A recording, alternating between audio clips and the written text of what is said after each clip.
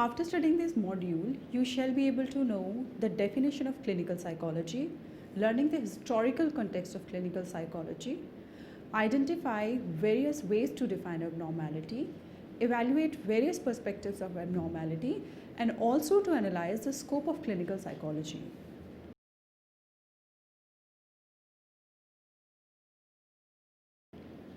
Introduction. Clinical psychology is a field of psychology which seeks to understand the complexities of human behavior and emotions and the role of psychological, biological, and social factors in the same. From the modern perspective, it also encompasses the issues like the effects of culture, gender, ethnicity in modern society, along with a focus on the present issues of popular culture, technology, and economics. With the emergence of various schools of thoughts and their collaboration has led to contemporary clinical psychology, which seeks the best from these models for treatment, assessment, as well as research on the various clinical patients around the world. This chapter explores the definition of clinical or abnormal psychology, definition and causes of abnormal behavior, and the historical context. Along with all that, it seeks to study abnormality from the point of views of various schools of thought. In the end, it will bring in light the abnormality and mental disorders as defined and classified by various professionals in the field of clinical psychology.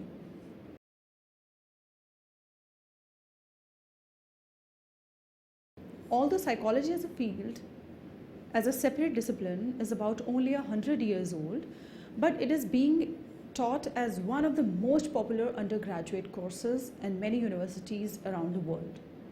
Among the other branches, clinical psychology is the field with highest popularity. So exactly what is clinical psychology?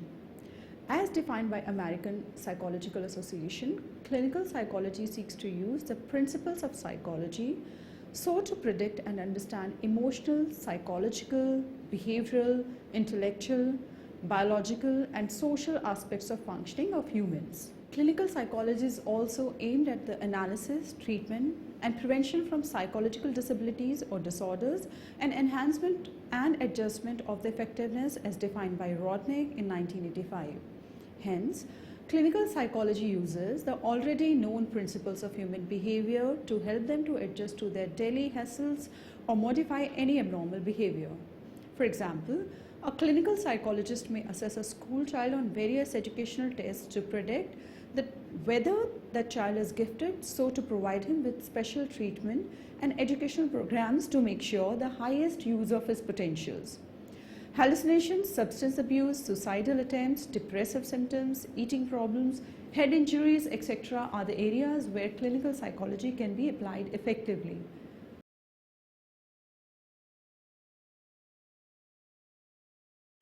Now we must know a bit about the history of clinical psychology. Stone Age cave dwellers were the first to treat mental disorders at 500,000 years ago. The medicine man or the early shaman treated the disorders by an operation called trephination, in which a rod was inserted inside the head. During the supernatural tradition, demons or spirits were held responsible for the abnormal behavior along with the other influences like that of sun, moon, or stars. Many Egyptians, Hebrews, Chinese, and Greek writings often had attributed abnormal behavior to a god or demon who had taken possession of a human. Exorcism was the main type of treatment used in which the evil spirit were forced to leave the body. In 460 to 377 BC, Hippocrates proposed that the mental disorders are same as the other diseases having natural causes. They claimed that the reason for mental diseases is a pathology in the brain which can have appropriate treatment. Hippocrates, also referred to as the father of the modern medicine, proposed that there are 4 vital fluids or humors in the person's body, which are black bile, phlegm, yellow bile, and blood. It is the imbalance among these which leads to the mental disorders. Galen, an influential Greek physician, elaborated on the tradition of Hippocrates. He took the scientific methods by differentiating the causes of mental disorders of physical and mental categories. In the Middle Age, Baghdad was the first place where the mental hospital was established, followed by Aleppo and Damascus. Humane treatment was being provided in these hospitals, but still based on the superstitions or rituals. However, in the later part of the Middle Age, with the humanism movement, the scientific questioning re-emerged. But from the 16th century, special institutions called asylums, place of refuge meant for ills, emerged. These were the storage places for the insanes where mentally ill were more or less handled like beasts rather than like humans. In 1773, the first public mental hospital, which was devoted exclusively to the treatment of patients with psychological disorder, was established in Williamsburg, Virginia, but the treatment techniques used were no different than that of the asylums. In the late 18th century, Benjamin Rush, the father of American psychiatry, wrote the first American treatise on mental illness, which encouraged the humane treatment to the mentally ill. Being one of the main physicians for mental problems at the Pennsylvania Hospital, he organized a medical course in psychiatry. In the 19th century, custodial care was increased, but many mentally ill patients were given brain surgery called prefrontal lobotomy, ending them with a permanent negative state of health or death. Then, in 1950s, a pill was discovered named phenothiazines, which were given to the patients who were then discharged. Emil Kraepelin, one of the students of Wilhelm Wundt, established a psychological laboratory which scientifically explored the psychopathology. Later on, he gave the classification system for mental disorders. At that time, syphilis of the brain was one of the most successful discovery indicating organic factors behind general paresis. Later, Burheim and Leibold developed a theory that hysteria is kind of a self-hypnosis and thus other mental disorders are due to some psychological reasons. It led to the evolution of Nancy School. Toward the end of the 19th century, mental disorders were considered to have both psychological and biological causes. The first American psychological clinic was established in 1896 at the University of Pennsylvania by Whitmer, now known as the father of clinical psychology. Till the 20th century, the large number of psychological laboratories and clinics increased along with many scientific journals.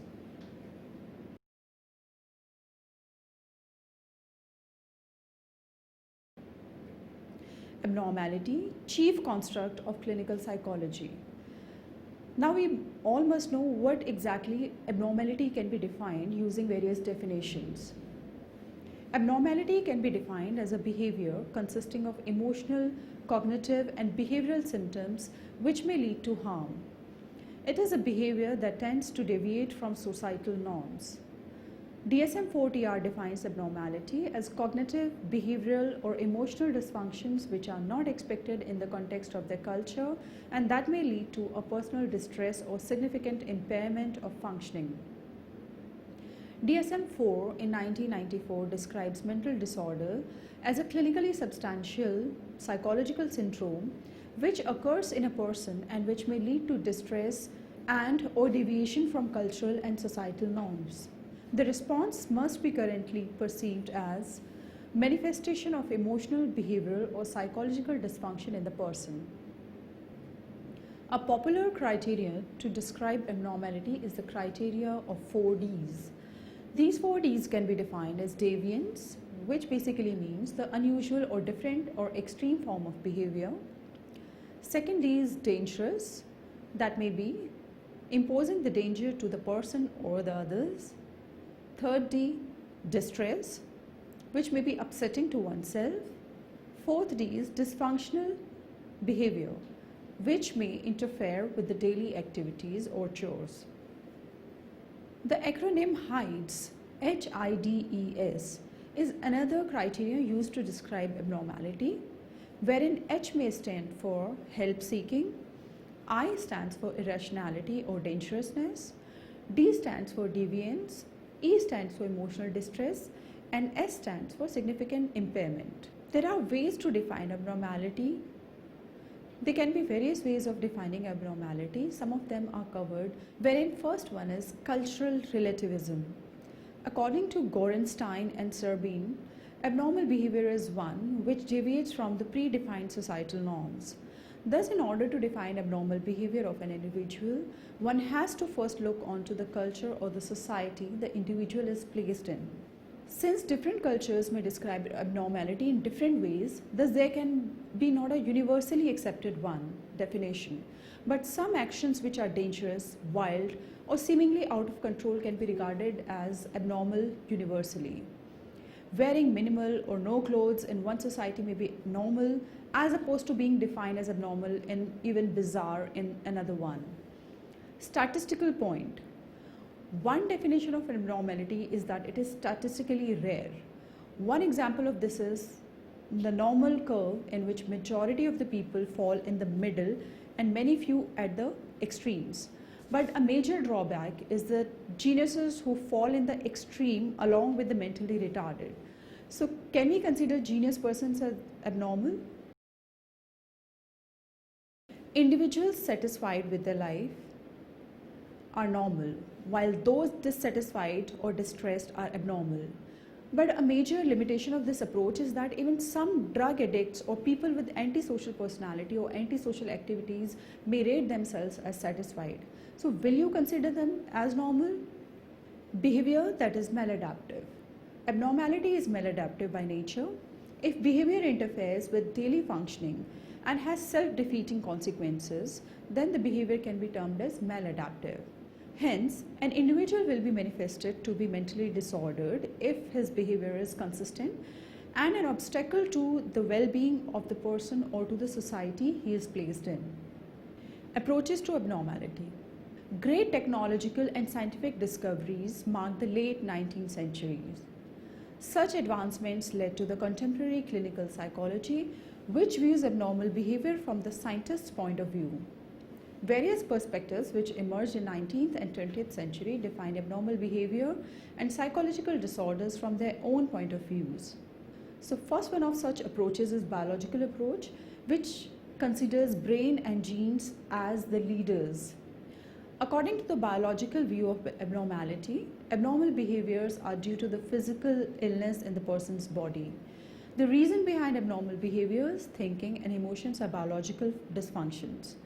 Understanding the abnormal behavior thus requires one to explore the possible causes in the patient's brain, neurotransmitters, neurons, and hormones. Hence, the treatments include drugs to cure abnormal biological functioning and the surgery that fix or remove the problem-producing components of the brain. Therefore, the possible causes of abnormal behavior are 1. Neurotransmitters, which are the chemical messengers of the synapses. So low levels of serotonin has been found to be responsible for anxiety, depression, and obsessive compulsive disorders. The death of the cells that produce dopamine is responsible for the Parkinson's disease.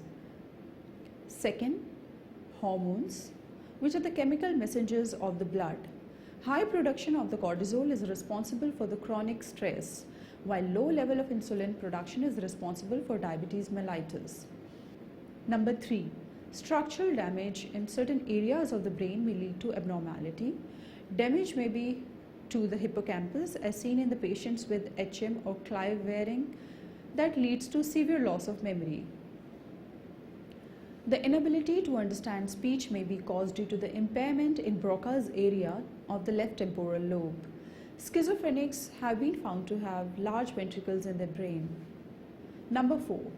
The inheritance of problematic genes from parents may also attribute to mental disorders. Disorders which may get passed in the genes are autism, depression, schizophrenia, and addiction. Next, we have psychodynamic perspective to define abnormality as it lies within the unconscious. Started by Sigmund Freud and further enhanced by neo-Freudians, psychodynamic perspective focuses on the unconscious psychic forces and sexual impulses that lead to an individual's personality. According to this theory, psychological problems like hysteria involves unconscious motives and conflicts that can be traced back to childhood. The structure of personality is based on id, ego, and superego. The imbalance between the three may lead to abnormal and socially unacceptable behaviors. In Freud's view, psychological disorders like hysteria and phobia are the result of anxiety produced by some leaking unconscious forces. Overly powerful superego may lead to feeling of guilt and depression, while weak superego may lead to no feeling of guilt even after hurting intentionally. When ego fails to keep a check on it, it may result in the state of psychosis characterized by unusual and bizarre behaviors and thoughts and even hallucinations. There are constant unconscious conflicts between the it to release its impulses and ego to prevent impulses from coming into consciousness. Ego may resort to self-defense mechanisms in the process. Unresolved conflicts may end the individual to symptoms of psychological disorders like phobias, hysterical symptoms, and behavioral problems. Freud proposed psychosexual stages of development, which includes oral, anal, phallic, latency, and genital. He claimed that too much or too little gratification or desires at any stage may lead to a fixation to that stage, resulting in problematic personality characteristics. For example, excessive breastfeeding at oral stage may lead to the dependent personality, while early weaning may lead to the dependent personality of the individual. Unresolved Oedipus complex in the phallic stage may end the person to avoid men in future. Next, we have behavioristic approach, which defines abnormality as nothing but a fault in learning. In 19th century, behaviorism was a scientific movement led principally by John B. Watson, an American psychologist, and Ivan Pavlov, the Russian psychologist, who focused on the role of learning in explaining normal and abnormal behavior.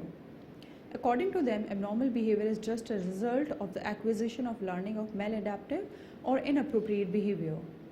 Other behaviorists like B.F. Skinner describe behavior as the product of the genes and environmental stimuli. For example, a child with avoidant parents may learn to thrive on inner fantasies and cut off from the realities of the outside world. Ivan Pavlov discovered that when an unconditioned stimulus elicits an unconditioned response, and when this unconditioned stimulus is paired with a neutral stimulus, and then the neutral stimulus will get converted into the conditioned stimulus, which will in turn elicit the conditioned response. Just like the classical conditioning may also contribute to the cause of several phobias or anxiety. For example, a person may develop phobia from riding a bicycle after being into a traumatic experience of accident with the bicycle. Here, bicycle, being a neutral stimulus earlier, got paired with an unconditioned stimulus of trauma to become conditioned stimulus and elicit a conditioned response in form of a phobia and anxiety. Skinner proposed operant conditioning, according to which the rate of particular response is increased by its consequences. We tend to learn behaviors which provide us with positive reinforcers such as money, praise, or food, and we avoid behaviors which may result in disapproval or pain. But when people lack efforts to skills required to obtain positive reinforcements, they may develop abnormality. For example, bad social skills may lead to disapproval from others, which in turn may result in isolation and depression. Next approach that we have is humanistic approach, which states the power of unconditional positive regard. Abraham Maslow and Carl Rogers were the leader of humanism who proposed that every human has an inborn striving for self-actualization. That is the highest realization of one's potential. They believed that when this tendency to self-actualize is hindered by environment, it may result in a distorted self-image and thereby abnormality. Parents should provide their children with unconditional positive regard, that is, providing them with love irrespective of their behavior, in order to help them develop a positive self-image. But if parents fail to provide unconditional positive regard and instead give conditional positive regard to the children, that is, loving the children only if they behave in certain ways, it will direct the child to disown his own emotions, thoughts, and actions. Researchers have found that people who had received conditional positive regard in the childhood tend to develop more upheavals in their moods in the married relationships. Such distortions prevent people to channel their psychological energies into self-actualization and personal growth, but rather towards continued self-denial and defense mechanisms. Hence, the ultimate result is frustration and anxiety, which are the prerequisites to abnormality. Next, we have cognitive approach, wherein cognitions are the key. Cognitive processes like thoughts, beliefs, expectations, and attitudes underlie a person's way of behaving, according to cognitive theorists. Their focus is on the people's expectations, attitudes, etc., which shape their perception of reality and how inappropriate, biased, and faulty processing of information can give rise to abnormal behavior. Information processing model suggests that human cognition takes place in several steps. First step is input, which is perception based. Step 2 is manipulation, which includes information interpretation and transformation. Stage 3, which is storage, that includes memory. Stage 4 is retrieval, that includes access to information stored in memory. And stage 5, that is output, which includes action based on acquired information. Disturbances in these processes may lead to what is called the psychological disorders. For example, schizophrenics frequently jump from topic to topic, reflecting problems in retrieval and manipulation of information. Moreover, they also have difficulties in attention focusing and filtration, indicating problems in the process of input. Albert Ellis in 1977 to 1993 proposed that troubling events in the person's life themselves are not anxiety provoking, but it is the irrational beliefs that accompany them. Such inaccurate beliefs often lead to maladjustment and abnormal ways of behaving. Aaron Beck, another significant theorist, proposed that it is the cognitive distortion or errors in thinking that lead to depression, like a person overlooking the positive aspects and judging himself entirely on the basis of his failures will finally end up at the door of depression. Next perspective that we are going to discuss is socio-cultural perspective. One society is to be blamed for abnormality. Psychologists promoting the socio-cultural perspectives claim that it's not the person but the failures in his society that leads to abnormality. Thomas Szasz, a psychological theorist, has gone to the extent of saying that abnormal is just a tag that society gives to people deviating from its norms. But in actual, there is no such thing like psychological disorder. A recent study conducted to explore the relation between the rates of mental disorders and ethnic group differences revealed much to be known. Researchers used data from National Representative Sample of Adult Americans. They found that disadvantaged group of Hispanic Americans and non-Hispanic Black Americans had lower rates of mental disorders as compared to the non-Hispanic white people. However, further focusing on the chronic level of psychological disorders, they found that Hispanic Americans and Black Americans tend to have more persistent mental disorders than European Americans.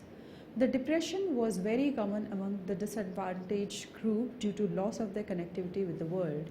Hence, according to the social cultural perspective, it is not the individual, but the social ills of the society like discrimination, poverty, prejudice, and social decay, lack of economic opportunity, etc., which lead to abnormal ways of thinking and behaving.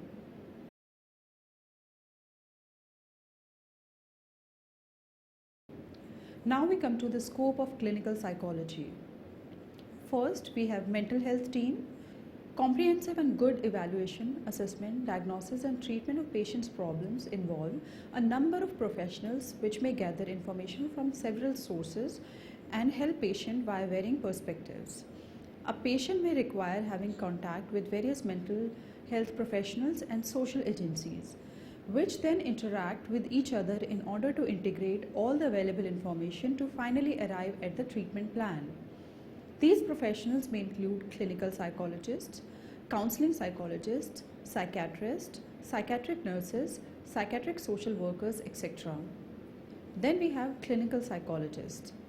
A professionally trained person who on a daily basis deals with the issues of diagnosis and treatments of mental disorders is a clinical psychologist. They may also have the abilities to conduct researches on the diagnosis, assessment and treatment of these disorders along with exploring their causes or origins. Such practitioners have been trained to use the verbal methods of speech to persuade people to change their ways of feelings, thinking and behaving in order to reduce the levels of their distress and anxiety, a method popularly known as psychotherapy. They may achieve a graduation degree and pursue PhD in clinical psychology. They can be found practicing in hospitals, universities, mental health care centers, clinics, juvenile courts, etc. Then we have counseling psychologist. The work of a counseling psychologist may look similar to a clinical psychologist, but actually they focus less on mental disorders and more on the daily life problems. They may deal with the person's adjustment problems, education and prevention, etc. They can be found practicing in various industries, schools and community health centers, etc. Then we have psychiatrist. A psychiatrist needs to have MBBS and MD degrees from a medical school with a specialization in the field of psychiatry.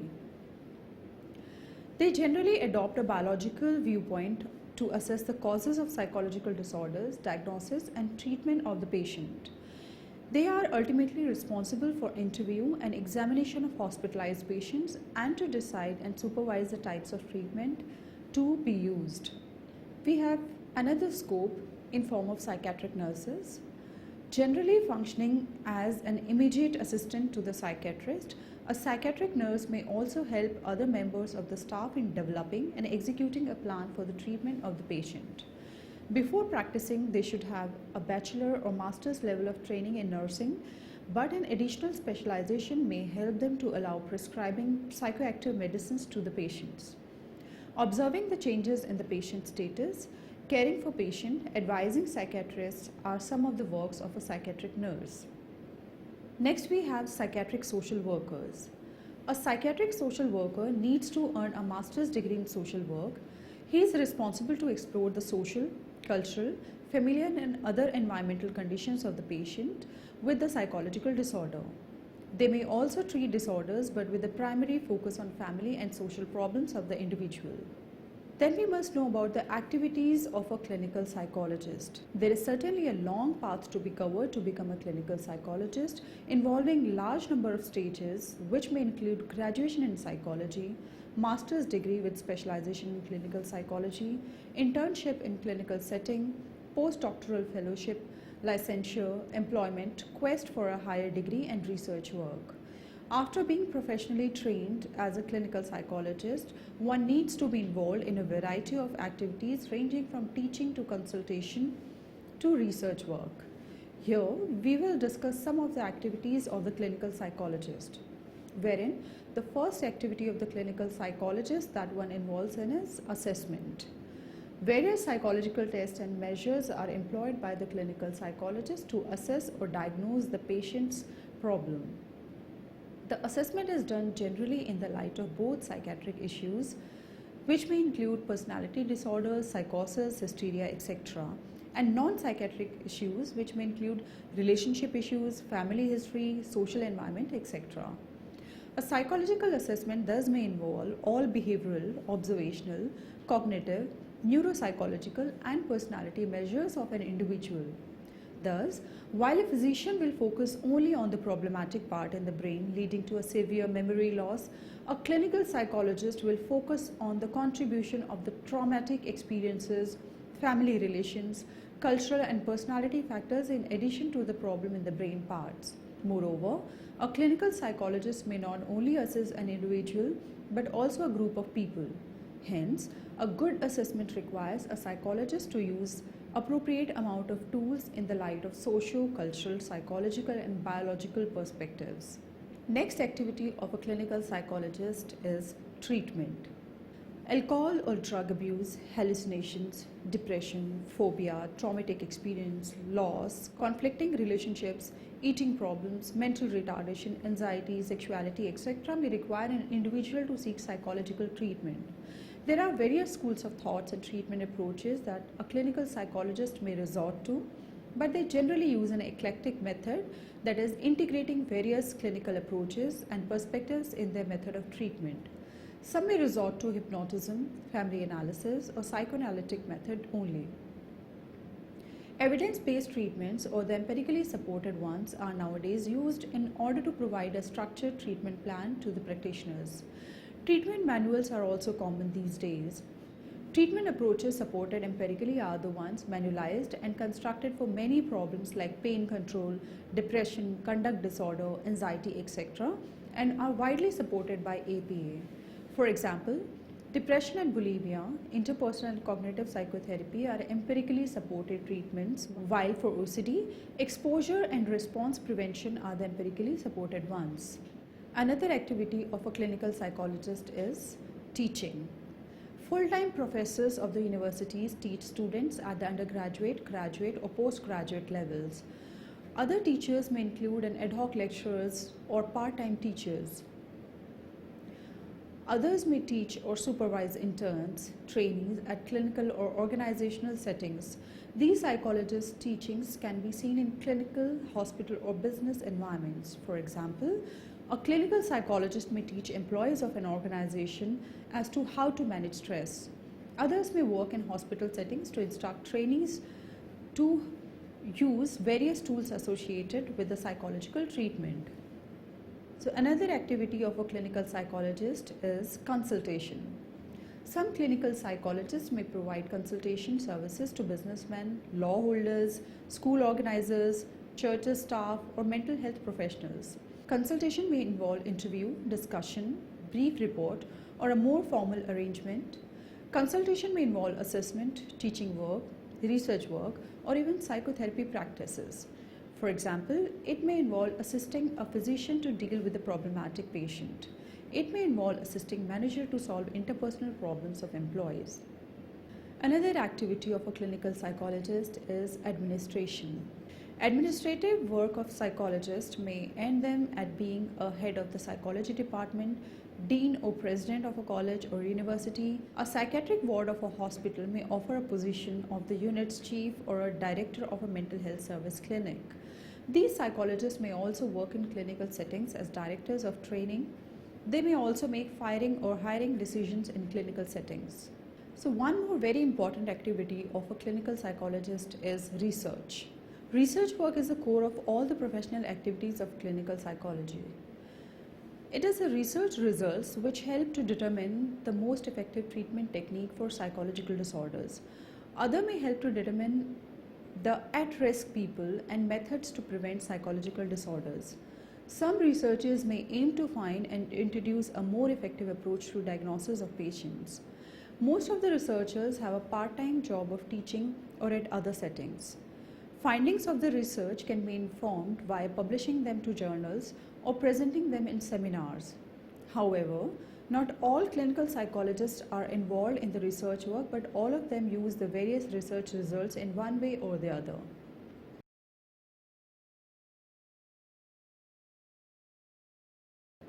Now we come to the summary of the module.